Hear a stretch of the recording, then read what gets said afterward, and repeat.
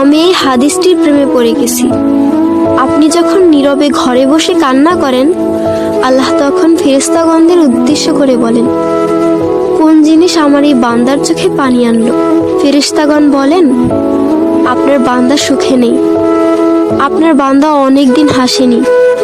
এই বলে ফেরেশতাগণ কান্না করতে থাকেন এবং আল্লাহকে বলেন, হে আমার রব, আপনি জানেন আপনার এই বান্দার হৃদয়ে কি রয়েছে, অতএব আপনি তার জন্য সবকিছু সহজ করে দিন। আল্লাহ বলেন, আমার এই বান্দা এমন কিছু জীবন থেকে হারিয়ে ফেলেছে যা সে অধিক ভালোবেসেছিল। অতএব আল্লাহ বলেন, আমি শপথ করছি, আমার বান্দা তার জীবন থেকে যা হারিয়েছে এর চেয়ে উত্তম জিনিস তাকে এনে দেব, যা দেখে দুনিয়া ও আখিরাতের সবাই বিস্মিত হবে। আলহামদুলিল্লাহ।